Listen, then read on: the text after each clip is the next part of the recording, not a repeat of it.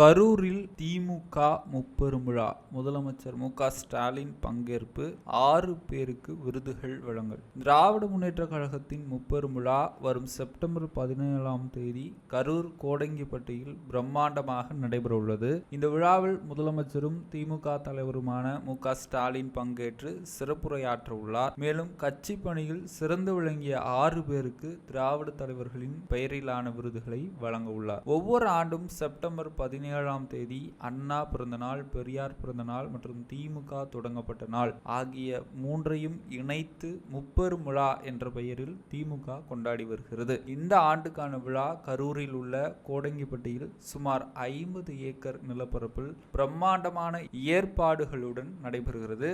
இந்த விழா அடுத்த சட்டமன்ற தேர்தலுக்கான திமுகவின் தொடக்கமாக இருக்கும் என அமைச்சர்கள் தெரிவித்துள்ளனர். விழாவில் 3 லட்சத்திற்கும் மேற்பட்ட தொண்டர்கள் மற்றும் பொதுமக்கள் கலந்து கொள்வார்கள் என எதிர்பார்க்கப்படுகிறது. விருது பெறுவர்கள் பட்டியலை நாம் பின்வருமாறு பார்க்கலாம்.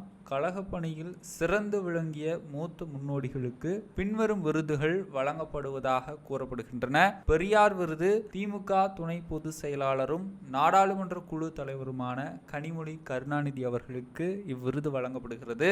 அண்ணா விருது தணிக்கை குழு முன்னாள் உறுப்பினரும் பாளையங்கோட்டை நகர்மன்ற முன்னாள் தலைவருமான சுபா சீதாராமன் அவர்களுக்கு இவ்விருது வழங்கப்படுகிறது. கலைஞர் விருது அண்ணா நகர் பகுதி முன்னாள் செயலாளரும் முன்னாள் சட்டப்பேரவை உறுப்பினருமான சோமா ராமச்சந்திரன் அவர்களுக்கு இவ்விருது வழங்கப்படுகிறது. பாவேந்தர் விருது திமுக தலைமை செயற்குழு உறுப்பினரும் குளித்தலை ஒன்றிய குழு முன்னாள் தலைவருமான குளித்தலை சிவராமன் அவர்களுக்கு இவ்விருது வழங்கப்படுகிறது. பேராசிரியர் விருது ஆதிதிராவிடர் நலக்குழு தலைவரும் முன்னாள் சட்டப்பேரவை உறுப்பினர் மருதூர் ராமலிங்கம் அவர்களுக்கு விருது வழங்கப்படுகிறது. மு.க. ஸ்டாலின் விருது முன்னாள் அமைச்சரும் ஒருங்கிணைந்த கோவை மாவட்ட முன்னாள் செயலாளருமான பொங்கலூர் நா.